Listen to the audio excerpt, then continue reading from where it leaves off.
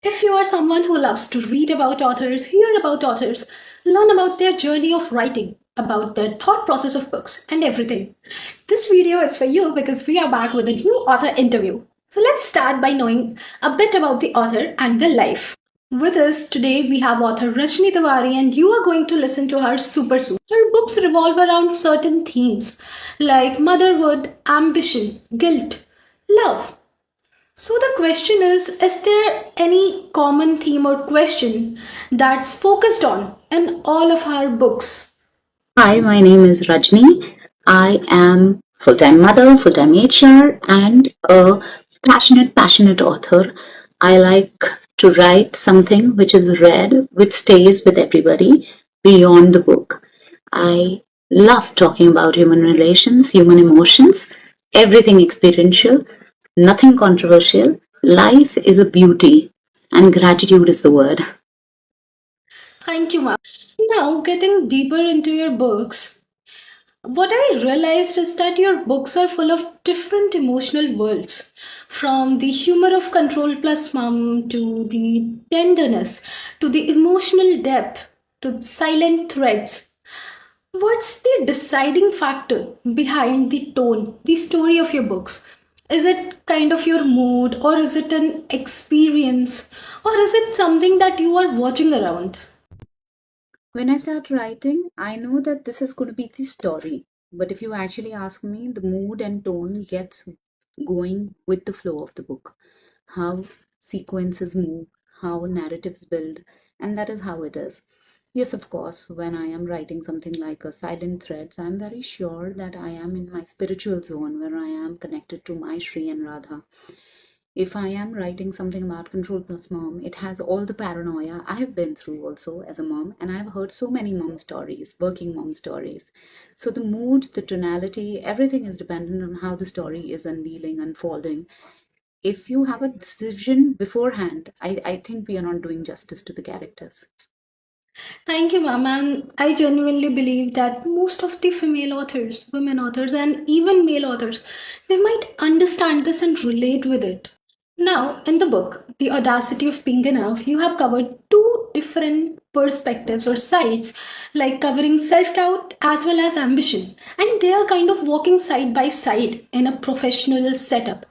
So, can you just enlighten us about the background of the setup? Like, is it something that you have experienced, or is it something that you have been watching into the professional space? How did this idea arise? The Audacity is a holistic, I would say, culmination of a lot of experiences. It has, Joey definitely has a lot of Rajani. Joey has a lot of my other colleagues who I have always been interacting with. Joey has elements of everybody. So I think it speaks and stands for everybody who always wanted to be their own voice and nobody's ego and echo. Thank you, ma'am. Now, there's another thing that came to my mind. Many of your characters are not just chasing grand victories, instead, they are trying, they are hustling to stay human. They are juggling within their roles: a mother, a professional, a daughter, a model. Do you think that today staying and enduring is considered more radical than winning in life? At times, life is all about living, enjoying. For me, life is all about experiencing. So rather than saying that, every moment becomes so challenging, it is just enduring. You're absorbing, you're reliving, you're kind of achieving the light of the day while experiencing the day and not waiting for somebody to tell you what actually went well. So I think everything revolves around one basic characteristic, which is gratitude. So for me, everything is around gratitude and how you just stay humble, stay calm, because the more you grow, the more humble you are, and that becomes your code of success. Absolutely right. I mean, this is something that we can genuinely relate to. Now, moving to a different book of yours, Silent Threads. In this book, you have put a very sharp focus on silence, like unclaimed care, then unannounced love. So, do you think in modern storytelling, what is your perspective about silent love, about quiet emotions and love? and comparing it to the loud or extra expressive kind of love and relationships. Silent thread is not just pure play romance. It is a feeling which is beyond romance. It is about care. It is about that underlying principle of life that at times you don't know how to tag a relationship, but that becomes the most important association or relationship for you.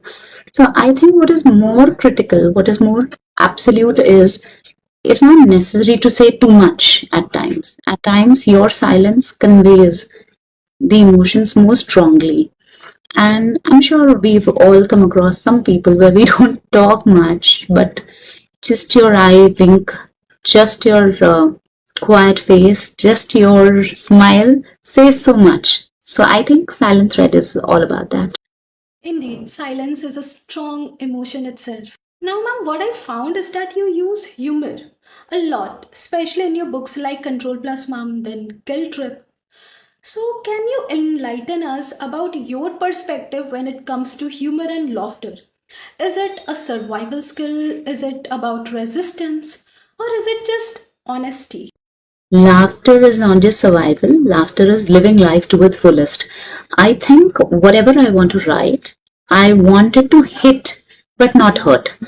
Hence, laughter is very important for my kind of writing, which I do. I speak about human emotions. I speak about very simple storytelling because something which is more simple sticks with you. It works for you more. So, from that angle, yes, this is how we are living our lives.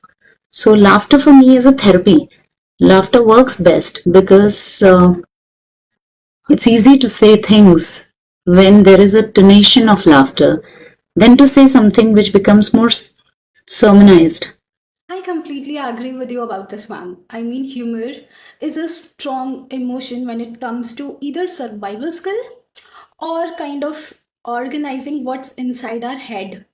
Now, my next question is, after writing and exploring a lot, like care, ambition, then guilt trip, motherhood, and different phases of emotions, did you discover something unique about yourself? Something that was unexpected before starting this journey of writing? For somebody who's meeting Rajani Tewari should know that all these books have a streak of you. They have an element of you. It's not necessary that you find yourself with the protagonist or the antagonist. You will find some shades of yourself in any of the character, if not all. Mom, that's great to hear. And genuinely, I loved talking to you. I mean, there were so many insightful things which were not directly loud, but when we get inside the emotions, the different sides of life that you presented, they are full of understanding. You have a deep knowledge, understanding, and idea of different perspectives and levels of emotions. And I heartily wish you all the best for your future. And I would love to read more books from you. That's it. Thank you, ma'am, and thank you guys for hearing us. This is the Bookish Gossips.